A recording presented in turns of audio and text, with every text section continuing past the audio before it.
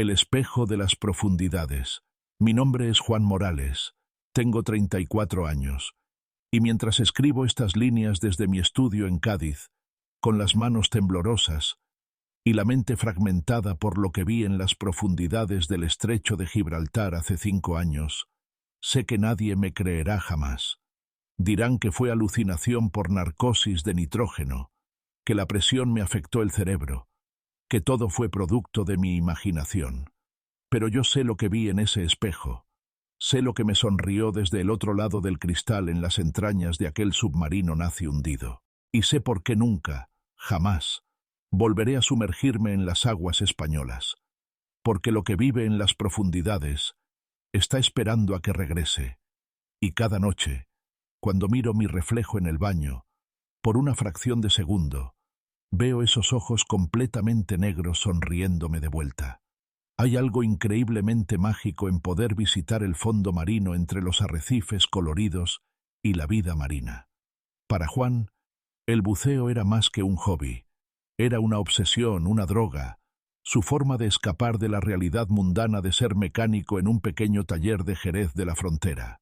Bajo el agua, a unos 12 metros de profundidad, Juan no era simplemente otro hombre de clase trabajadora con las manos manchadas de grasa. Era un explorador, un aventurero, alguien que verdaderamente vivía en lugar de simplemente sobrevivir. No es que Juan odiara su vida en la superficie, todo lo contrario. Tenía una esposa maravillosa, Laura, embarazada de 7 meses de su primer hijo, pero había algo en las profundidades que lo llamaba con una fuerza casi sobrenatural.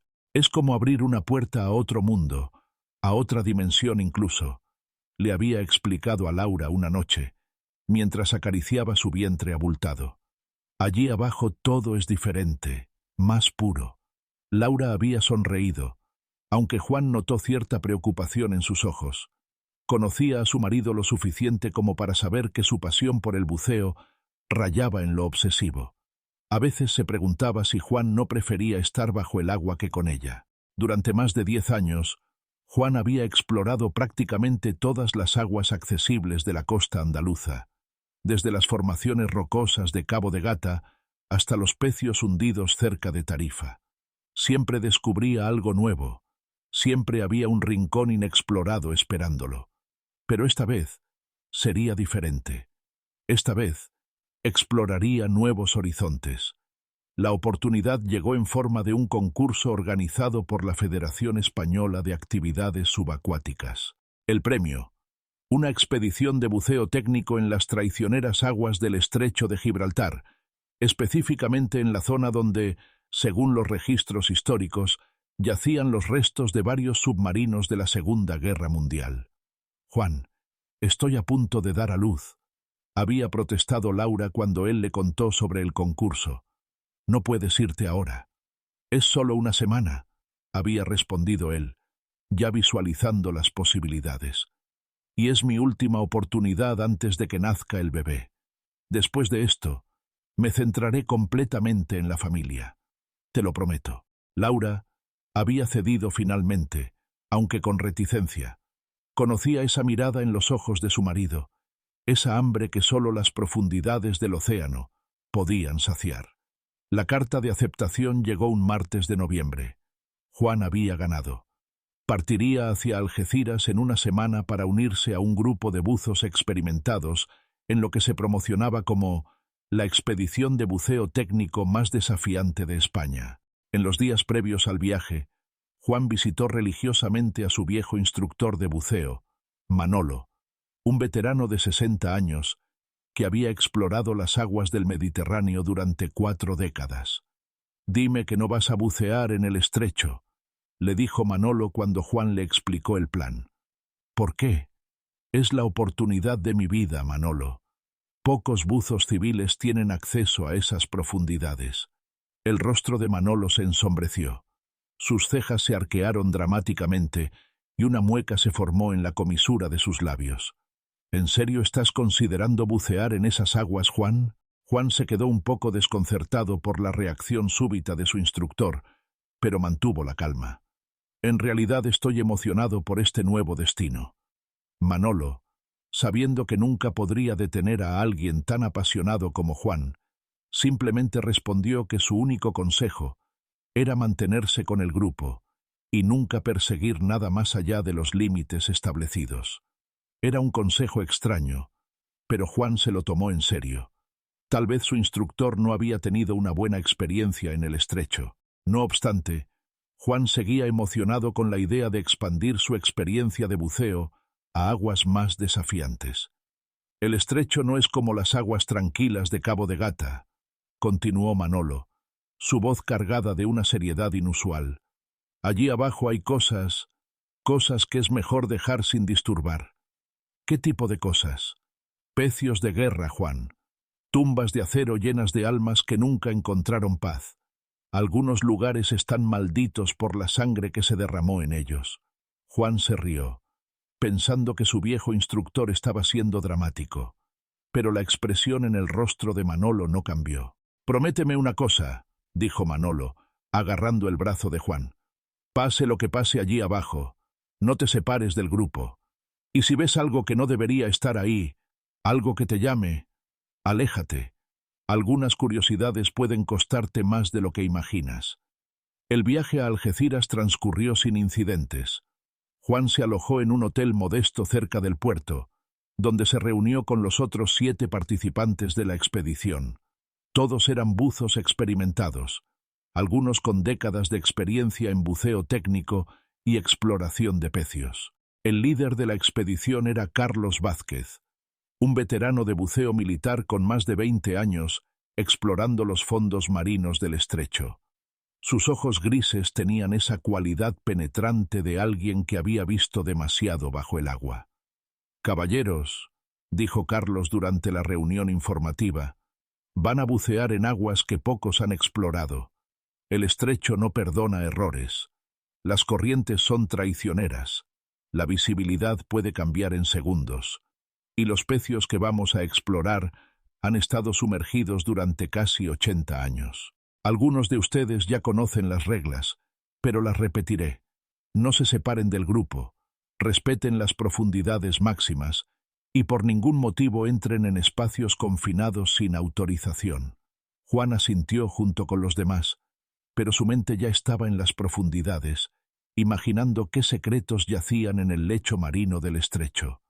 «Mañana visitaremos 3 pecios confirmados», continuó Carlos. 2 son cargueros hundidos durante los ataques aéreos de 1940. El tercero hizo una pausa. Es un U-boat alemán que se hundió en circunstancias misteriosas en marzo de 1943. Ese será nuestro objetivo principal. La noche antes de la inmersión, Juan apenas pudo dormir. Su corazón latía con un ritmo acelerado, comparable al de un niño en una tienda de dulces. Revisó su equipo una docena de veces. Tanques de nitrox, traje seco de 7 milímetros, ordenador de buceo, linternas primarias y de respaldo, cuchillo de buceo. Todo estaba perfecto. Estaba listo para explorar aguas desconocidas, para abrir otra puerta a ese universo subacuático que tanto amaba. Si hubiera sabido lo que le esperaba en las profundidades, habría tomado el primer tren de vuelta a Jerez. El día de la inmersión amaneció gris y brumoso. Las aguas del estrecho estaban relativamente calmadas, pero Juan podía sentir la fuerza de las corrientes incluso desde la superficie. El barco los llevó hasta las coordenadas exactas donde, según los registros navales, yacía el U-573, un submarino alemán tipo 6C, que había desaparecido misteriosamente en marzo de 1943, con toda su tripulación. «Profundidad máxima, 40 metros», anunció Carlos mientras los buzos se preparaban. «Tiempo de fondo, 25 minutos. Nadie, y repito, nadie se separa del grupo». Juan se ajustó la máscara y realizó las verificaciones finales de su equipo. Su ordenador de buceo marcaba los parámetros correctos, tenía aire suficiente para 1 hora de inmersión y se sentía tan confiado como un pez en el agua. El momento en que su espalda tocó la superficie y comenzó a hundirse, Juan instintivamente adoptó la posición de pillar. brazos apretados alrededor del pecho, pies apuntando hacia el fondo del océano. No tenía sentido nadar hasta los 20 o 25 metros si estaban autorizados a llegar hasta los 40. Juan estaba tan acostumbrado al buceo que apenas sintió el cambio de presión, aparte de un pequeño zumbido en los oídos. Mirando el ordenador de buceo sujeto a su muñeca, detuvo su descenso a unos 36 metros, miró por encima de su cabeza para asegurarse de que estaba conectado correctamente al cabo de descenso y verificó todos sus signos vitales. Pulso, normal. Mente, clara. Músculos, sin ningún calambre a la vista. Por encima de su cabeza, un banco de jureles nadaba pacíficamente, sus escamas plateadas reflejando los rayos de sol que se filtraban desde la superficie. Por un momento, Juan se quedó observándolos. El sonido de las burbujas de su tanque de oxígeno, lo único que perturbaba la quietud que lo rodeaba. Finalmente dejó el banco de peces solo después de su momento de contemplación, a favor de explorar las áreas circundantes. Rápidamente notó el fondo cubierto por una miríada de pepinos de mar tan coloridos como los que encontraría en aguas más al sur. Había uno rosa particularmente puntiagudo que llamó su atención, ya que su cuerpo parecía respirar. Lo observó durante unos momentos antes de que su atención fuera robada por otro pepino naranja brillante y escarlata. Los colores de estos animales siempre lo fascinaban, y no había esperado ver criaturas tan coloridas en el fondo del océano del estrecho. Continuó su exploración, poniendo cierta distancia entre él y el grupo de buzos que estaban ocupados con los instructores, tratando de aprovechar los primeros 15 minutos de clase subacuática. Como Juan era un experto, no vio la necesidad de desperdiciar 15 minutos tratando de descifrar lo que los buzos veteranos estaban diciendo. Después de girar detrás de una gran roca, se encontró cara a cara con un pez de aspecto bastante extraño. Sus ojos estaban en la parte superior de su cabeza y se parecía mucho al resultado de una mutación genética entre una rana y una roca mascota. Lo miró con ojos saltones antes de decidir darse la vuelta de la manera más perezosa que Juan había visto jamás. Siguiendo al pez durante un par de minutos, terminó encontrando un arrecife cubierto de pequeños crustáceos de colores brillantes que nunca había visto. Tal vez eran plancton. Su color púrpura lo dejó un poco perplejo. Mirando detrás de él, se dio cuenta también de que había ido mucho más lejos de lo que probablemente se suponía que debía, y decidió que sería bueno acercarse al grupo. El consejo de su viejo instructor resonó en su mente, recordándole que no persiguiera nada. Y fue entonces cuando lo vio. Grandes tentáculos naranjas brillantes con puntos blancos como ventosas, huyendo a unos 10 metros de donde estaba, detrás de una roca. A Juan le gustaban los pulpos, así que como un pez presa atraído por el señuelo del rape, persiguió al pulpo. Una vez que había rodeado la roca, se sintió decepcionado al ver que había desaparecido. Y entonces, un movimiento llamó su atención unos 15 metros más abajo. La pequeña criatura estaba fingiendo ser una roca, escondiéndose entre la vida silvestre colorida. Un destello de luz lo cegó por un segundo, y notó la silueta de algo en la distancia. Algo no muy diferente de lo que parecía un submarino de principios del siglo XX que se habría hundido.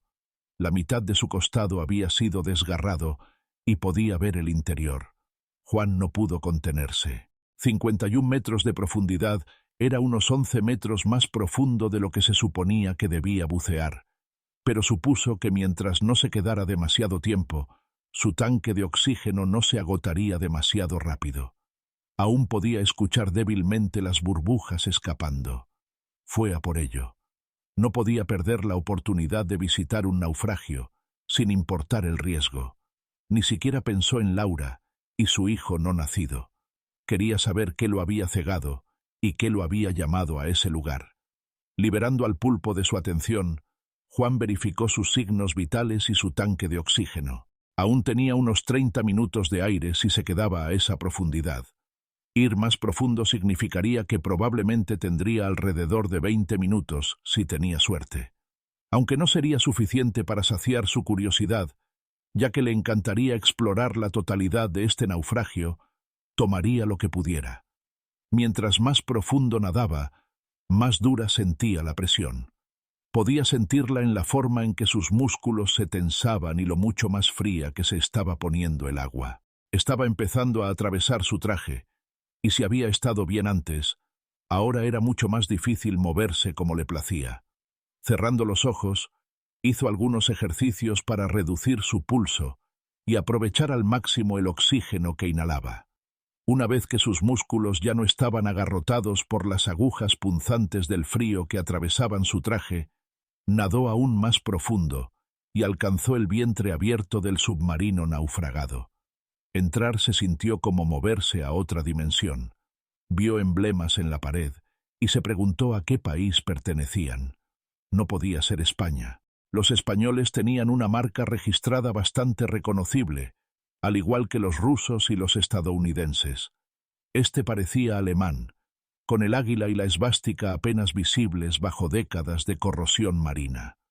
Era extraño, y por un momento se sintió como si estuviera descubriendo una de las muchas historias no contadas del océano.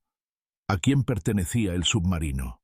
Llegó a una puerta de hierro con una manija como engranaje en el medio.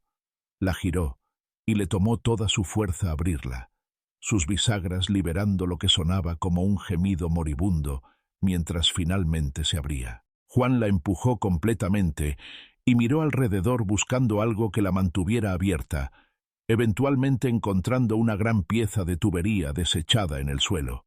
La trabó contra la puerta para asegurarse de que la corriente del océano no la empujara de vuelta a cerrarse, y entró a la nueva habitación. No había nada en la pared además de ese extraño emblema alemán. Sin embargo, al final de la habitación, en la pared del fondo derecho, en el ángulo perfecto para captar la luz del sol entre los bloques flotantes de hielo y sedimento, había un espejo. No había nada más en esta habitación excepto el espejo, lo que lo llevó a creer que no era el primero en explorarla. Aún así, había algo cautivador sobre ese espejo, y Juan nadó hasta allí para verlo más de cerca. ¿Qué daño habría en explorar? Ninguno. Y probablemente aún tenía 5 o 6 minutos de oxígeno antes de necesitar regresar a la superficie con sus reservas. Estaba bien. Tenía tiempo suficiente. Una vez que estuvo frente al espejo, todos los sonidos desaparecieron excepto el latido fuerte de su corazón. Podía escuchar su sangre pulsando calurosamente contra sus tímpanos, fuerte y frenético. En el espejo estaba su reflejo. Sin embargo, su reflejo no llevaba ningún equipo. Sus ojos eran completamente negros, y la esclerótica blanca había comenzado a desaparecer, no dejando nada más que 2 charcos oscuros en lugar de sus ojos marrones regulares. Su cabello castaño corto flotaba alrededor de su cabeza, y su reflejo le sonreía. Podía verlo porque no llevaba equipo de buceo ni máscara. Juan parpadeó varias veces, moviendo sus manos y cubriendo las gafas de buceo con su palma, asegurándose de que su mente no le estuviera jugando trucos. Cuando reabrió los ojos y miró de nuevo al espejo, recibió la misma sonrisa espeluznante de su reflejo. Honestamente, Juan sintió como si su alma estuviera escapando de su cuerpo, y se preguntó si eso era lo que la gente llamaba una experiencia extracorporal. Estaba mirando directamente a sí mismo, y burbujas estaban escapando de la boca de su reflejo. Cuando Juan se movía al unísono, y seguía sonriendo de manera inquietante. Respiraba bajo el agua. Lo observaba como un estudiante divertido que miraría al profesor que contó el chiste en medio de una clase. El latido del corazón de Juan aumentó un poco mientras se acercaba más al espejo, tratando de averiguar si estaba alucinando. No tenía sentido para él. Un espejo se supone que no es nada más que un reflejo. Entonces, ¿por qué se veía a sí mismo llevando ropa casual y respirando bajo el agua como si perteneciera ahí? Dio un paso más cerca, y también lo hizo su reflejo. Todo sobre ello era tan real que incluso podía ver las cicatrices que había recibido de su hermano, justo debajo de su ojo derecho, cuando tenían 7 y 10 años, jugando a vaqueros e indios en el parque. Su hermano le había lanzado un palo que se desgarró a través de su párpado inferior y dejó una cicatriz desagradable. Había tenido suerte de no perder un ojo, y hoy no podía creer lo que estaba viendo. Estaba mirando un reflejo perfecto de sí mismo en un espejo en un submarino naufragado, pero el reflejo más extraño y más desconcertante que había existido jamás. El miedo mordió sus entrañas y se clavó en su columna vertebral, y aunque sabía que debería irse, había algo increíblemente atractivo sobre esta criatura. No podía ser él. No podía ser solo el espejo. Se sentía demasiado vivo para ser solo un reflejo. Trató de confundirlo. Trató de moverse más rápido que él, pero no funcionó. Cada movimiento que hacía, el reflejo lo imitaba perfectamente, casi hasta el punto de ser un espejo perfecto, si no fuera por la falta de equipo y las burbujas. Estaría convencido de que había algo más.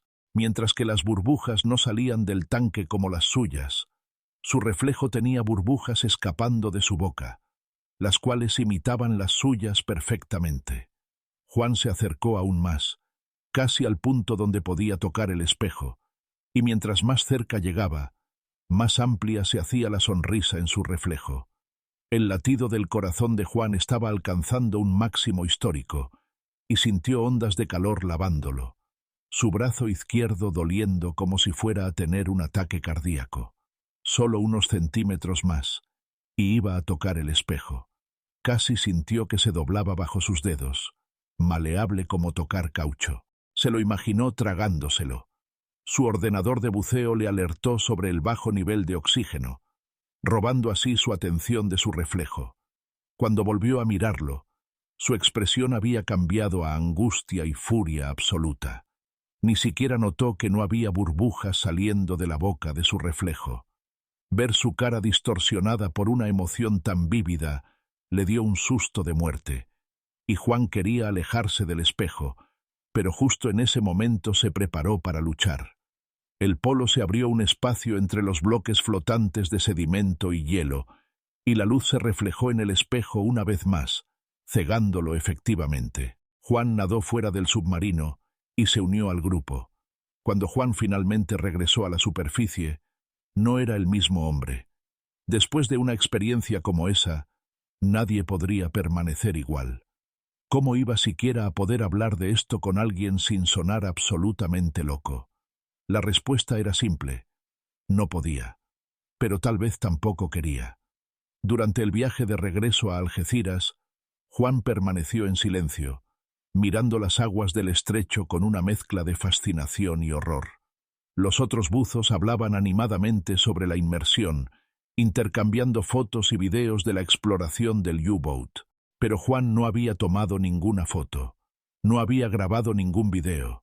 Solo tenía grabada en su memoria la imagen de ese reflejo sonriéndole desde el otro lado del espejo. ¿Estás bien, Juan?, le preguntó Carlos durante la travesía. «Te ves pálido». «Solo cansado», mintió Juan. «Ha sido una inmersión intensa». Carlos asintió, pero Juan notó que lo observaba con más atención de la habitual. ¿Había visto algo? ¿Se había dado cuenta de que Juan se había separado del grupo? Esa noche, en su habitación del hotel, Juan se quedó despierto mirando al techo.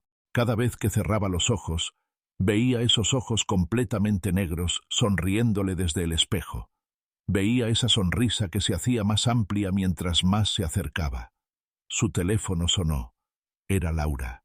«¿Cómo estuvo el buceo, cariño?», preguntó su esposa, su voz cálida y llena de amor. «Bien», respondió Juan, su voz sonando extraña incluso para él mismo. «Muy revelador». ¿Revelador? Sí, creo que he tenido suficiente buceo por un tiempo. Hubo una pausa al otro lado de la línea. ¿En serio? Pero si acabas de volver de tu expedición soñada. Lo sé, pero ahora quiero centrarme en ti y en el bebé. El buceo puede esperar. Laura parecía sorprendida pero complacida. Me alegra escuchar eso, Juan. Te amo. Yo también te amo. Colgó el teléfono y se dirigió al baño para lavarse los dientes. Cuando se miró en el espejo del baño, por una fracción de segundo, habría jurado que vio esos ojos negros mirándolo de vuelta.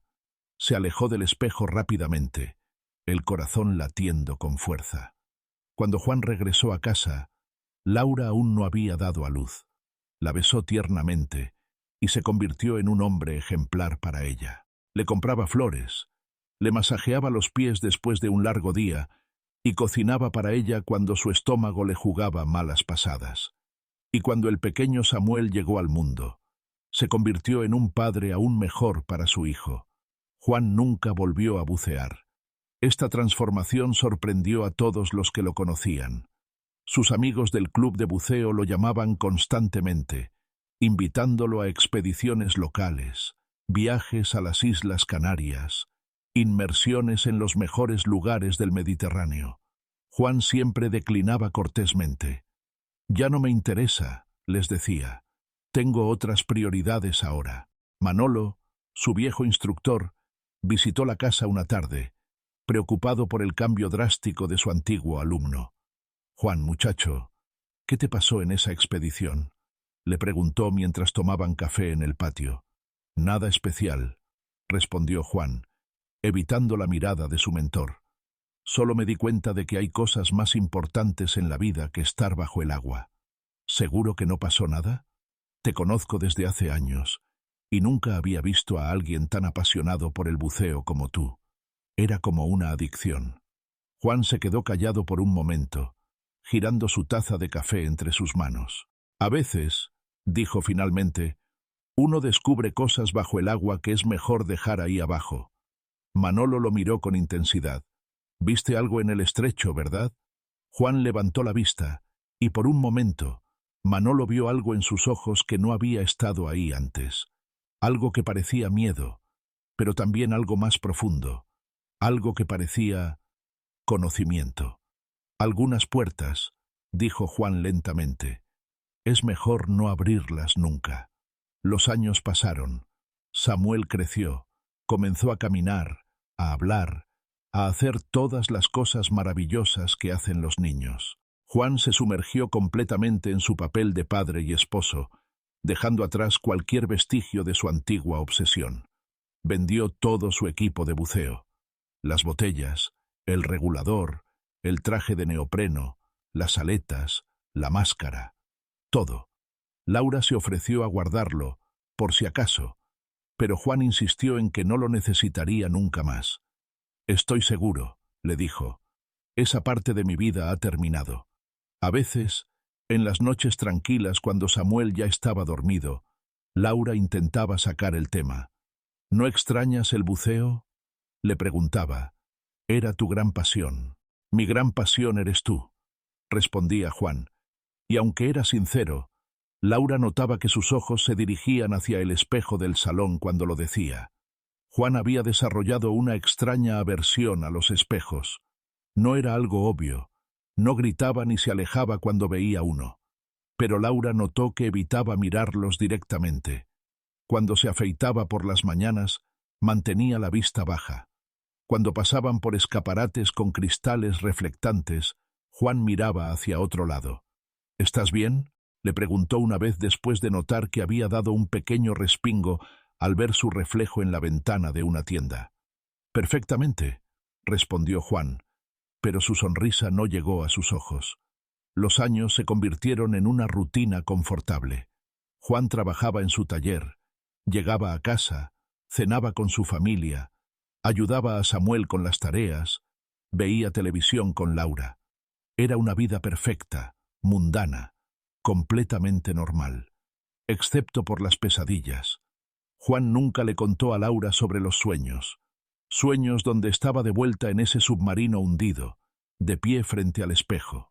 Pero en los sueños era su reflejo el que estaba del lado correcto del cristal, mientras que él estaba atrapado del otro lado, golpeando el vidrio, tratando de gritar pero solo produciendo burbujas.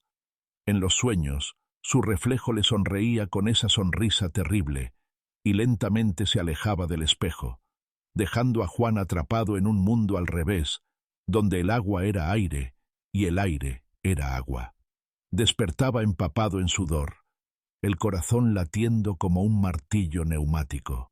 ¿Pesadilla otra vez?, le preguntaba Laura medio dormida.